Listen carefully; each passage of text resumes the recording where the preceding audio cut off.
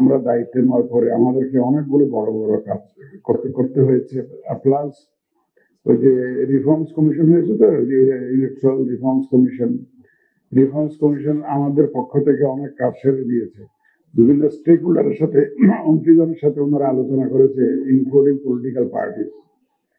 সুতরাং ওই আমাদের দায়িত্ব কিছুটা ওনারা হালকা করে দিয়েছেন।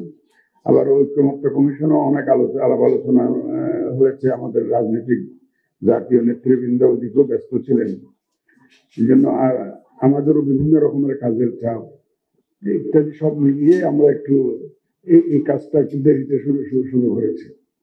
তো আশা করছি ইনশাল্লাহ অসুবিধা হবে না। আপনাদের সবার সহযোগিতা নিয়ে আমরা এই কাজটা, কনসালটেশনের কাজটা শেষ করতে পারবো। আপনাদেরকে এখানে আমন্ত্রণ জানানোর অনেকগুলো পারপাস আছে। মূল পারপাস দুইটা।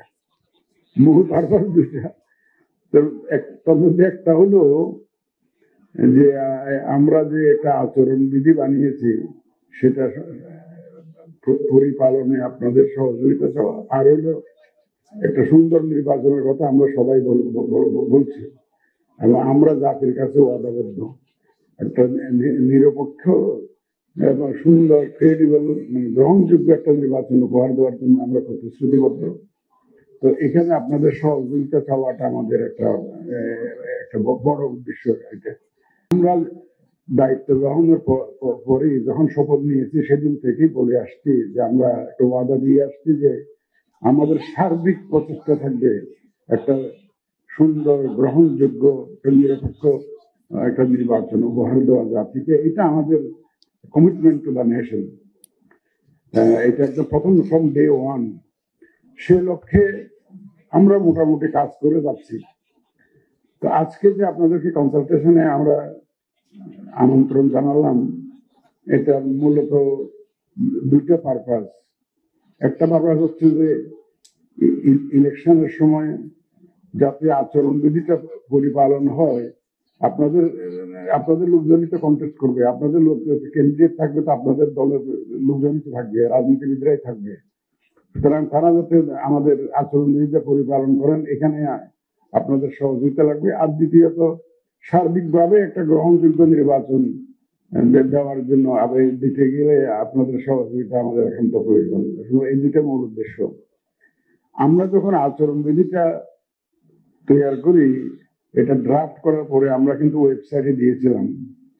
ওয়েবসাইটে বেশ কিছুদিন ছিল, কয়েক সপ্তাহ রেখেছিলাম, এবং বিভিন্ন জনের কাছ থেকে আমরা মতামত পেয়েছি। অনেক রাজনৈতিক দল লিখিতভাবেও মতামত দিয়েছে। তাদের এই সুপারিশগুলো মিলিয়ে আমরা এই আচরণবিধিটা বানিয়েছি। এই আচরণবিধিটা অ্যাকচুয়ালি ইলেকশনের সময় এটাই হচ্ছে যে মূল আইন, যেটা কাজে লাগে, যেটা পরিপালনের উপরে একটা সুন্দর নির্বাচন নির্ভর করে। এখন এটা পরিপালন করার জন্য দেখেন, আইনে তো অনেক সময় বিধান থাকে, কিন্তু যদি দেখা যায় ক্যান্ডিডেটরা বা রাজনীতিবিদরা বা রাজনৈতিক দলগুলো যদি সুন্দর সহযোগিতা করে, তাহলে আর আচরণবিধি নিয়ে আমাদের বেশি মাথা ঘামাইতে হয় না, আমাদের তেমন বেশি জোরাজুরি করতে হয় না, আইনের প্রয়োগ করতে হয় না, অটোমেটিক্যালি এটা পরিপালন হয়ে যায়। কিন্তু আমাদের বিগত দেড় দশকের অভিজ্ঞতা দেখা গেছে যে এই ক্ষেত্রে একটু বিশাল রকমের ঘাটতি রয়ে যায়। আমরা চেষ্টা করবো ইনশাল্লাহ যে একটা সুন্দর নির্বাচন নিয়ে দিতে, এবং আপনাদের সবার সহযোগিতা নিয়ে আমরা এই ক্ষেত্রে এগিয়ে যেতে চাই। আমরা আশা করি, এখন অনেকে মনে করে কি, আমাদের এখানে কিছু মনে করবেন না আপনারা, অনেকে মনে করেন কি আমার পক্ষে কাজ করলে উনি নিরপেক্ষ, কিন্তু আমরা কারো পক্ষে কাজ করতে পারবো না। এটা পরিষ্কার, কারো পক্ষে কাজ করতে পারবো না। আমাদের বিবেক, দেশের প্রচলিত আইন, বিধিবিধান যা বলে সেটা মেনেই আমরা চলবো ইনশাল্লাহ।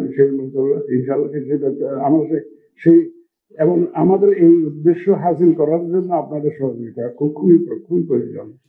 আশা করি এখানে অনেক ভেটারান পলিটিশিয়ান উপস্থিত আছেন, জাতীয় পর্যায়ে জাতীয় নেতৃবৃন্দ উপস্থিত আছেন। আশা করি আমরা এই সহযোগিতাটুকু পাবো। আমরা খুবই কষ্ট করে যাচ্ছি, আমরা দিন রাত কাজ হচ্ছে এখন, কারণ ওই যে অতিরিক্ত অনেকগুলো কাজ আমাদের ঘাড়ে এসে অনেকগুলো ইনিশিয়েটিভ নিয়েছি। তো নতুন প্রবাসীদেরকে ভোটের ব্যবস্থা করা, তারপর ইলেকশন জড়িত যারা থাকবেন তাদের জন্য ভোটের ব্যবস্থা করা, সরকারি কর্মকর্তা কর্মচারী যারা কনস্টিটিউয়েন্সির বাইরে পোস্টেড থাকেন ইলেকশনের দিন তাদের জন্য ভোটের ব্যবস্থা করা, জেলখানার কয়েদিদের জন্য ভোটের ব্যবস্থা করা, ইত্যাদি ইত্যাদি অনেকগুলো নতুন কাজ আমাদেরকে হচ্ছে।